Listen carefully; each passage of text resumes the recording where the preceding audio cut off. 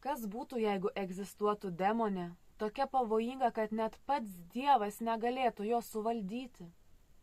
Šios demonės Lilith istorija nėra tiesiog koks tai senas apdulkėjęs mitas. Iš tiesų tai yra raktas į jėgas, kurios būtent dabar formuoja tavo gyvenimą. Į nematomas jėgas, veikiančias užkuliusiuose ir tampančias tave už virvučių. Tikiu, žinai istoriją apie Adomą ir Ievą, pirmąją žmonių porą, laikoma žmonijos pradžia. Tačiau kas jei pasakyčiau, kad šioje istorijoje trūksta vieno skyriaus? Uždraustojo skyriaus, apie kurį niekas nenori, kad tu sužinotum. Prieš Ievą buvo dar viena moteris. Biblijoje apie tai beveik neužsimenama, tačiau jeigu tu pasigilintum, jeigu tu atsiverstum senuosius tekstus, rastum kažką stulbinančio. Prieš Ievą buvo moteris. Moteris, kuri atsisakė paklusti, kuri atsisakė būti tik vyro pagalbininkė, jo tarnaitė. Jos vardas buvo Lilith. Kabalistiniuose tekstuose slypi tamsi paslaptis, tokia pribloškianti, kad yra vadinama paslapčių paslaptimi. Tenais teigiama, kad Lilith buvo tokia galinga, kad tapo netgi mirties angelo Samaelio partnerė ir netgi suviliojo patį Dievą. Taip išgirdai tai teisingai. Tačiau visgi svarbiausia yra ne tai. Jos istorija nėra vien tik pasakojimas, mitas iš kažkokių rankraščių. Jos istorija yra ir apie tave. Apie tą slaptą galią, kurią buvai mokomas slopinti. Nu pats pagalvok. Kodėl jos vardas yra siejamas su viskuo, ko visuomenė mus liepia bijoti? Griovimas, tamsa, geismas, chaosas. Ar ji iš tikrųjų buvo demonė, kaip tvirtino senieji rabinai? O gal jinai iš tiesų net nepabaisa? Galbūt jinai buvo kur kas galingesnis galios, maišto, laisvės archetipas? Taigi, kas iš tiesų buvo toji Lilith? Ir dar svarbiau, ką jos istorija turi bendro su tavimi? Lik iki galo, nes šio pasakojimo pabaigoje pradėsi abejoti viskuo, ką maniai žinantis apie gėrį ir blogį, apie galią ir kontrolę, apie tą ribą tarp maišto ir laisvės. Tai iš tiesų pasakojimas ir apie tai, kas vyksta ir dabar. Moteris visame pasaulyje vis dar neturi teisės į savo kūną, į savo ateitį, gyvenimą be priespaudos. Iškilo manosfera ideologija. Apsižvalgykime aplinkoje, ne? Taigi noriu, kad iš tiesų pagalvotum apie vieną klausimą. Jeigu Lilith buvo tokia galinga, kad netgi pats Dievas nesugebėjo jos suvaldyti, ką tai sako apie jos galią? Ką tai sako apie tavo galią? Ką tai sako apie mūsų visų galią? Lilith buvo pirmoji Adomo žmona, tačiau ji labai skyrėsi nuo Ievos. Ji nebuvo sukurta iš Adomo šonkaulio. Lilith buvo sukurta iš to paties molio kaip ir Adomas. Ji buvo visiškai lygi jam. Ir būtent čia ir prasidėjo problemos. Lilith atsisakė paklusti Adomui. Kai Adomas bandė ją priversti tai padaryti, ji ne tik pasipriešino jam, ji pasipriešino pačiam Dievui, ji ištarė slaptąjį burtažodį, netariamąjį Dievo vardą, vardą, kuris, kaip tikėta, turėjo galę perrašyti ir pačią tikrovę. Ta akimirka ji virto nepaprastai galinga būtybė ir išskrido iš rojaus. Tačiau tuo jos istorija nepasibaigė. Palikusi rojų, Lilith nedingo, ji tapo dar galingesnė. Kol Adomas su Ievuže rūpinosi gyvūnėlių vardais ir susidūrė su garsiuoju vaisiaus suvalgymo padariniu, Lilith, pasak legendų, tapo šėtono partnerė, viliojo angelus ir pelnė netgi pirmosios mitologinės maištininkės reputaciją, kai kur pasakojama, kad suviliojo ir patį Dievą. Tačiau ar Lilith buvo tikroji šios istorijos piktadarė? O galbūt ji buvo vienintelė veikėja atsisakiusi atlikti jai primestą vaidmenį? Taigi, kas iš tikrųjų buvo Lilith? Nuo savo šumeriškos kilmės iki virsmo maištingąją Adomo partnerę, nuo kosminės kovos dėl galios iki sąjungos su Samaeliu, mirties angelu, ir net pasakojimų apie jos ryšį su pačiu Dievu, Lilith istorija yra tokia pat stulbinanti kaip ir galinga. Tai pasakojimas apie moterį, kuri pasakė ne rojui ir taip savo pačios galiai. Ir patikėk, tai visai ne tai, ko tikėjaisi.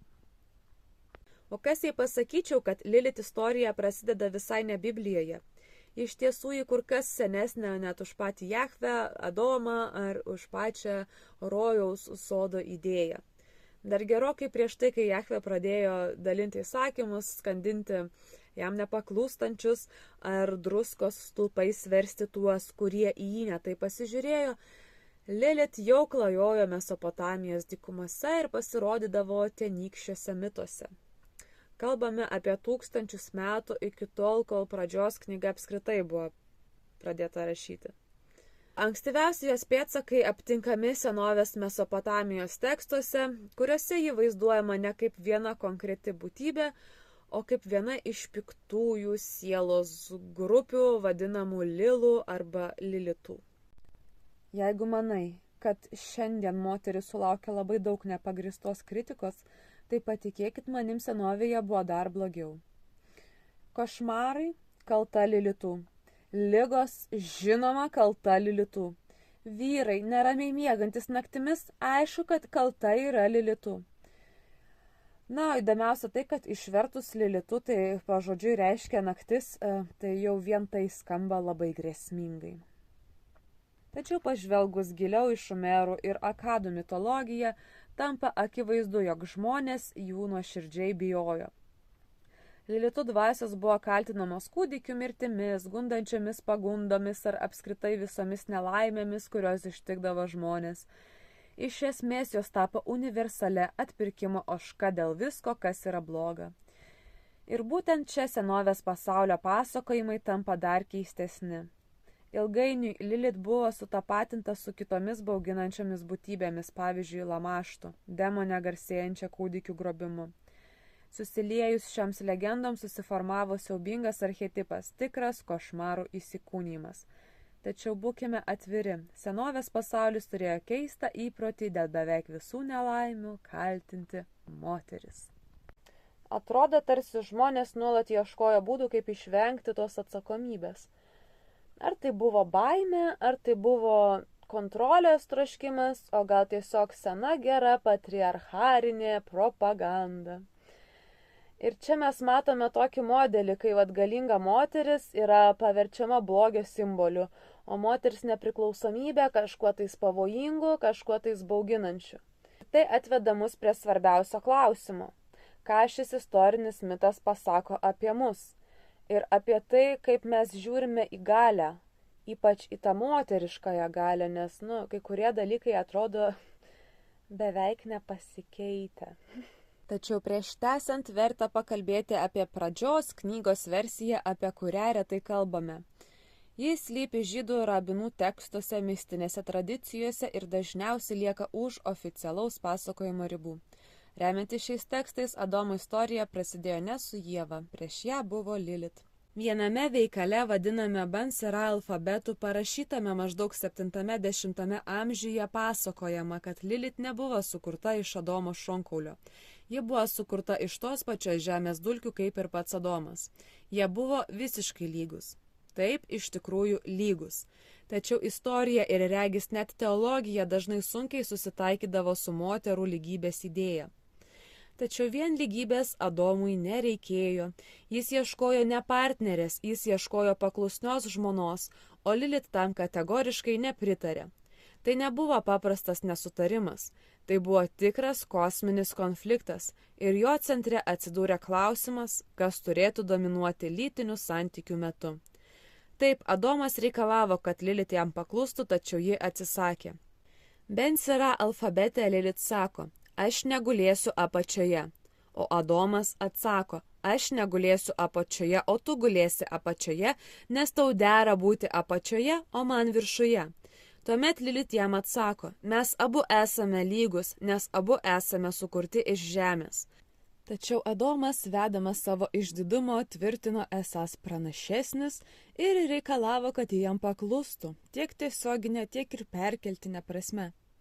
Ginčas tapo toks audringas, kad Lilit padarė tai, kas buvo laikoma neįsivaizduojamu poelgiu. Ji ne tik paliko Adomą, ji padarė tai, kas teologijoje prilygsta atominiai bombai. Ji ištarė neįtariamąjį Dievo vardą. Tai buvo dieviška paslaptis, kurios gale, kaip tikėta, galėjo pakeisti pačią tikrovės sandarą. Ta akimirka Lilit virto nepaprastai galinga būtybė ir paliko rojaus sodą. Akimirkai staptelkime ir įvertinkime šio įvykio mastą. Tai nebuvo eilinis sutuoktinių ginčas, tai buvo kosminis maištas. Lilit nusigręžė nuo paties dieviškojo plano. Tuo tarpu pažemintas ir vienas likęs Adomas kreipėsi į Dievą skųsdamasis. Lilit nenori gulėti po manimi, ji mane paliko. O ką padarė Dievas? Ar jis palaikė Lilit? Ar pripažino, kad ji buvo lygi Adomui? Ne. Vietoj to jis nusprendė sukurti kitą moterį. Taip atsirado Ieva, sukurta iš Adomo šonkaulio, tarsi stebuklingų mostų, kad nebūtų švelniai tariant paklusnesnė. Moteris, kuris sutiktų būti antra po Lilit ir antra po Adomu. Lilit nebuvo pasyvi ir bejėgė, ji buvo stipri, ryžtinga, nepriklausoma. Būtent dėl to ji buvo paskelbta maištininkė, pavojinga būtybė, grėsmė viskam, ką turėjo simbolizuoti rojus. Tačiau jos pasitraukimas iš rojaus nebuvo tylus. Ji nedingo. Palikdama rojų, ji tarsi perrašė pačias egzistencijos taisyklės. Ir būtent čia istorija tampa dar tamsesnė. Dievas pasiuntė 3 angelus ją surasti. Jie veikia tarsi dangiškieji persekiotojai. Pasak pasakojimų, jie rado Lilit prie audringos jūros ir pagrasino ją paskandinti. Tačiau pirmiausia pateikė ultimatumą. Jie tarė: sugrįžk pas Adomą ir paklusk jam, jei ne, kasdien nužudysime 100 tavo vaikų. Tačiau Lilit nė akimirkai nesudvejojo. Jie atsakė: gerai, pasimkit mano vaikus, aš negrįšiu. Ji atsisakė būti valdoma. Remiantis Zoharu, Dievas ją pasmerkė ir nubloškė į jūros gelmes. Iš pirmo žvilgsnio tai gali atrodyti kaip bausmė, tremtis į dugną nuo visų pasaulio akių. Tačiau verta susimastyti, ką simbolizuoja vanduo. Psichologijoje jūra dažnai reiškia pasąmonę, paslėptą žmogaus psichikos dalį, kurioje slypi nuslopintos mintis, troškimai ir baimės. Todėl Lilit nebuvo vien tik ištremta, ji buvo panardinta į nežinomybę, į pačias žmogaus psichikos gelmes. Ji tapo jėga, kurią žmonės buvo mokomi užgniaužti. Tačiau tokia galinga moteriška energija visada buvo laikoma grėsme ir būtent čia prasidėjo tikrasis jos nujuodinimas. Anksčiau buvusi lygi Adomui, dabar Lilit vaizduojama kaip pabaisa, kaip vaikų žudikė, kaip gundytoja, kaip demonų motina. Pasak Talmudo tikėta, kad Lilit klaidžioja naktimis tykodama naujagimių ir jų motinų. Žmonių baimė buvo tokia didelė, kad atsirado įvairūs apsaugos ritualai, buvo gaminami amuletai ir kalbamos užkalbėjimo formulės, turėjusios apsaugantį nuo jos. Tačiau pavojus, kaip buvo tikima, grėsė ne tik naujagimiams ir jų motinams. Vyrai taip pat buvo perspėjami būti atsargus, ypač naktimis. Pasak legendų, Lilit lankydavo miegančius vyrus ir juos gundydavo sapnuose. Taip kalbama būtent apie naktinius išsiliejimus. Buvo tikima, kad tai be jokios abejonės yra Lilit darbas. Manyta, jog taip prarasta sėkla būdavo panaudojama demonų palikuonims vadinantiems Lilim pradėti. Taigi, jeigu vyras pabusdavo po naktinės iškrovos, dėl to esą buvo kalta ne jo fiziologija, o Lilit. Tačiau pažvelkime į tai blaiviai. Ar tikrai visa tai rodo, kad Lilit buvo tokia grėsmė? O gal tai veikiau primena vyrų baimių projekciją, baimę moters, kurios jie negalėjo kontroliuoti? Juk kaltinti ją dėl blogų sapnų ar naktinių fiziologinių reiškinių labiau panašu į asmeninę problemą, nei į kažkokį kosminį blogį. Todėl kyla klausimas, kodėl Lilit buvo demonizuota. Todėl, kad ji pasakė ne. Ji nubrėžė ribas, ji atsisakė paklusti. Ir čia svarbiausia suprasti, kad ši istorija nėra vien tik apie ją. Kiek kartų istorijoje galingos moteris buvo pavadintos pavojingomis. Kaip dažnai visuomenė stengiasi nutildyti tuos, kurie išdrįso mesti iššūkį nusistovėjusiai tvarkai.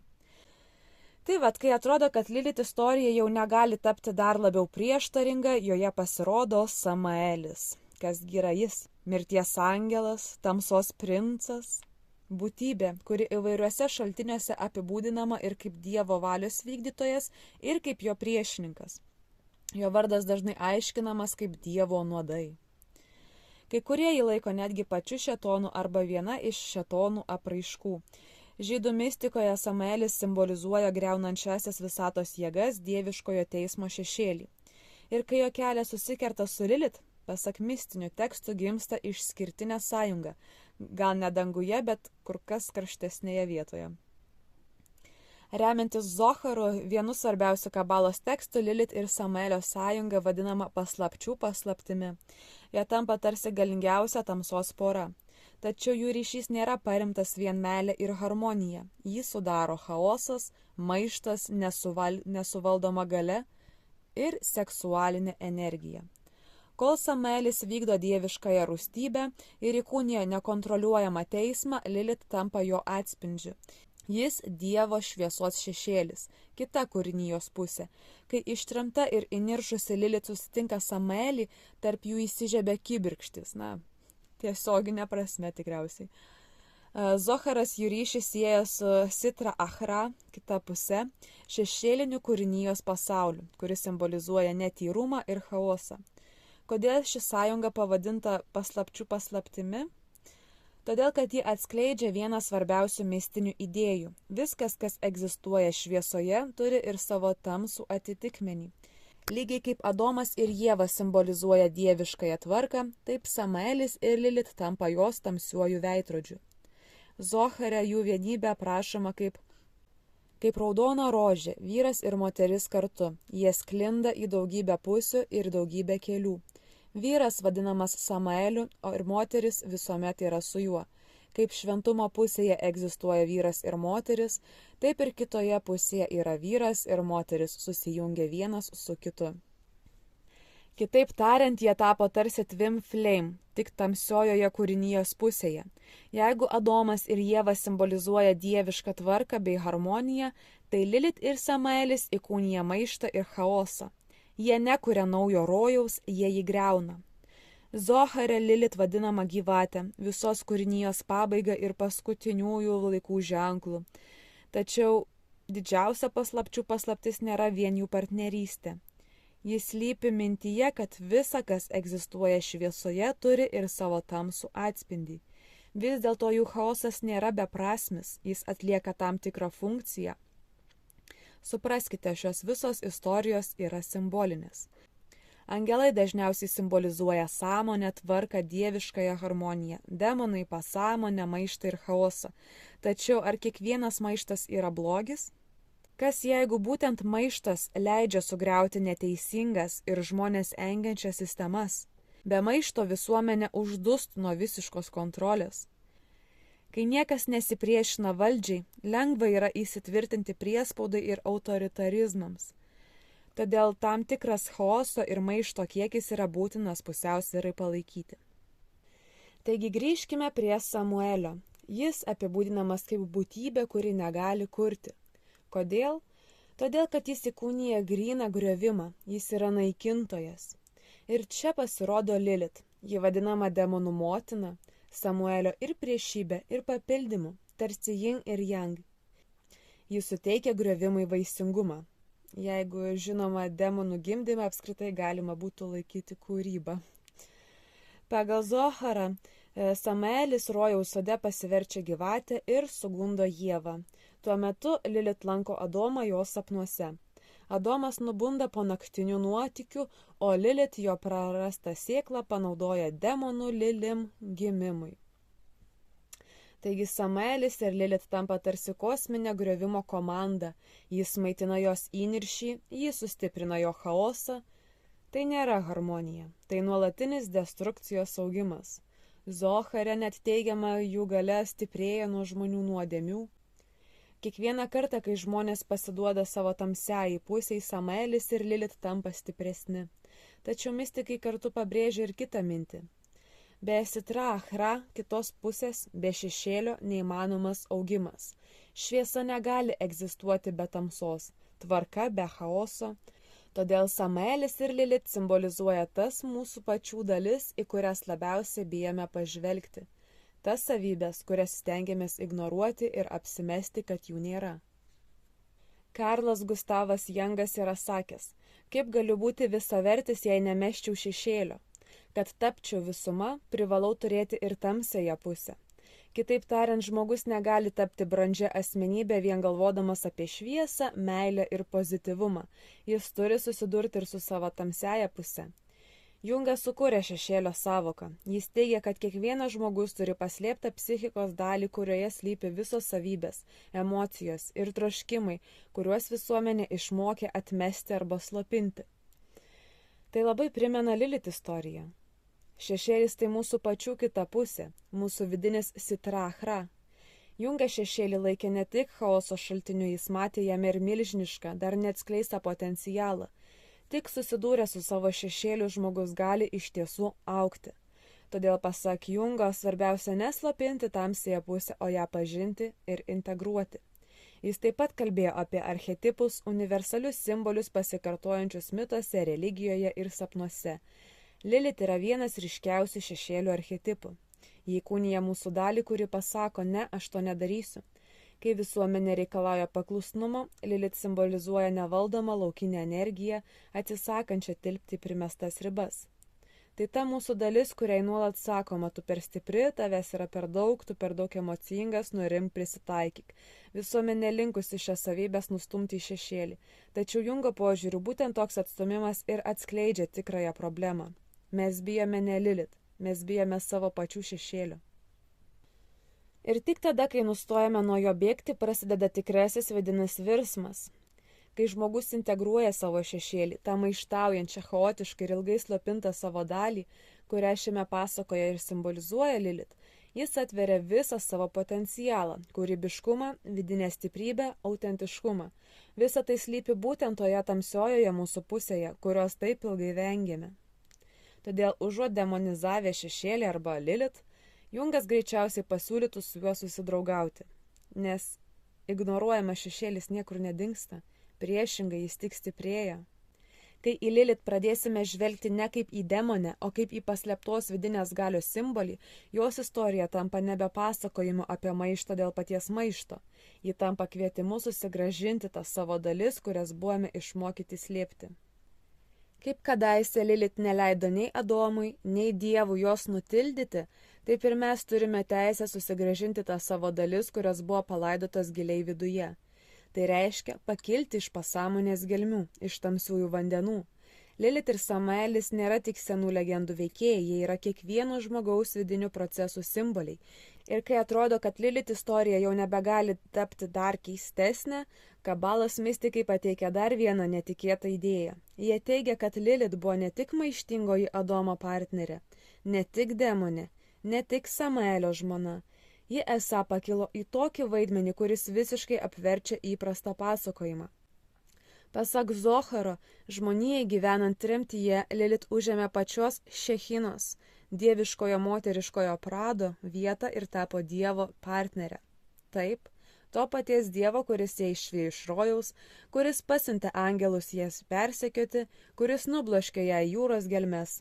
Pagal šią mistinę tradiciją vėliau ji tampa jo dangiškąją partnerę. Taigi sustokime ir susimastykime.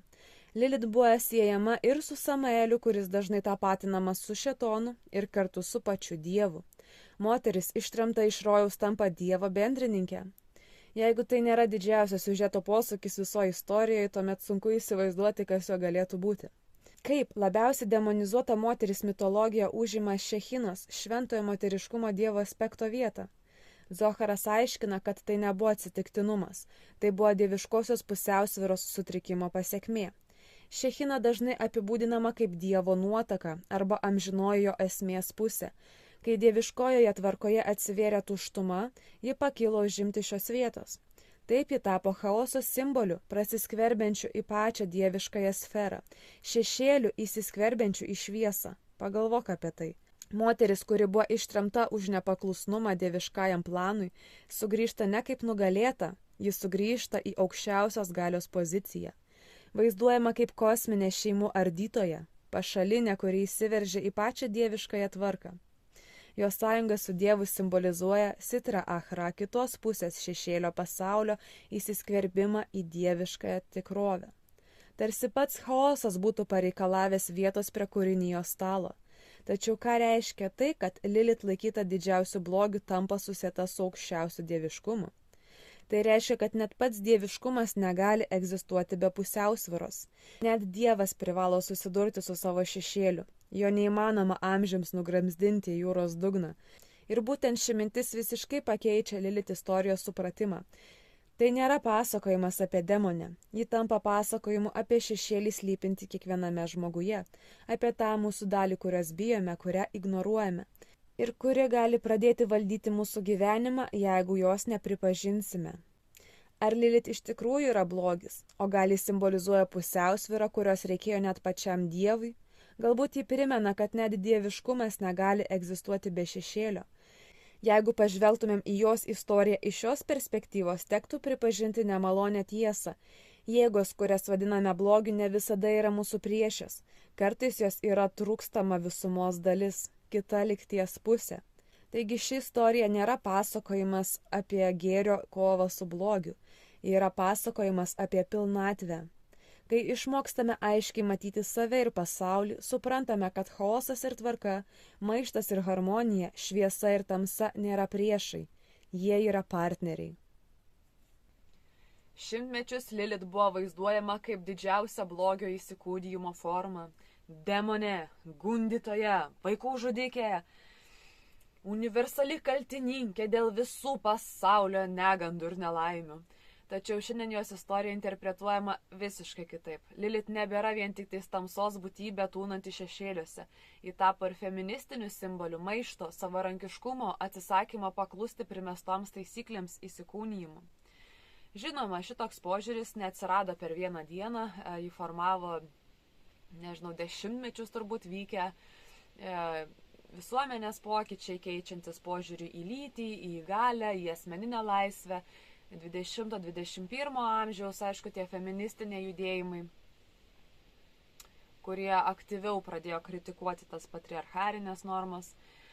Ir tas Lilith nepaklusnumas daugeliu žmonių ėmė atrodyti nebe kaip koks bauginantis pasakojimas, o kaip atspindys to, kas vyksta šiuolaikinėme pasaulyje.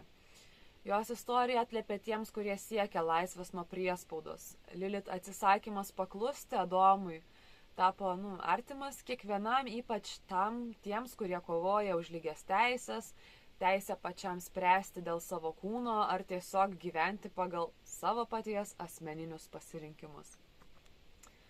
Ir ten, kur tie senieji tekstai, jos maištą laikė tokiu pavojingu, tai šiuolaikiniai judėjimai jį ėmė laikyti kaip tik daugiau tokiu įkvepiančiu.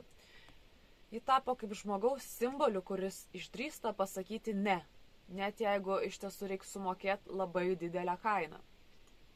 Jos tas pasitraukimas iš rojaus primena mums, kad kartais tas vienintelis kelias į laisvę ir yra pasitraukti iš tos sistemos, nes jinai yra ir sukurta tam, kad tave kontroliuotų, ir tik vėliau, atradus savo vidinę galią, sugrįžti ir pakeisti tą pačią sistemą nuo pat pagrindo. Tai tas Lilith demonizavimas buvo vienas iš tokių istorinių būdų susidoroti su tomis stipriamis, nepriklausomomis moterimis. Tai tas pats modelis iš tiesų, kuris kartojasi vėl ir vėl ir vėl. Ir šiandien Lilith tai jau tampa tokiu feministiniu simboliu labiau. Ir ji tampa archetipu kiekvienam žmogui, kuriam buvo sakoma, stop, patylėk, lik savo vietoje, ne? Ir Lilith šiaip nėra, kad būtų vien tik moterų simbolis, ne? Ji gyvena kiekviename iš mūsų, nepaisant, kokia yra mūsų lytis. Taigi pagalvokit, kiek kartų gyvenime save nuslopiname, savo dalį nuslopiname vien tam, kad prisitaikytumėm prie kitų lūkesčių. Kaip mes dažnai tampame mažesni, tylesni ar atsargesni vien todėl, kad bijome būti pavadinti, kad mūsų yra per daug, ar mes per daug ambicingi, ar kaip tik pernelik sudėtingi kažkaip, ne? Tai Tai tas Lilit atsisakymas paklusti, jos ryštas priimti savo galę ir tą šešėlį bei drąsą eiti savo keliu, tai pavertė ją tokiu simboliu kiekvienam žmogui nepriklausomai nuo lyties, kuris siekia susigrąžinti savo laisvę ir teisę pačiam kurti savo gyvenimą. Lilit istorija nėra tik pasakojimas apie senovinę demonę. Ji tampa metafora žmogaus vidiniai kovai tarp paklusnumo ir laisvės, tarp baimės ir autentiškumo, tarp šviesos ir šešėlio, ne, tai labai kviečiu ne tai, kad garbinti Lilitą, ne, o pažvelgti ją kaip į archetipą, kaip į simbolį, primenantį, kad tik pripažinę visas savo asmenybės pusės galime tapti visaverčiais žmonėmis. O tu ar žinai, kuriame astrologinėme būste ir ženkle yra tavoji Lilit? A? Ačiū, kad žiūrėjot.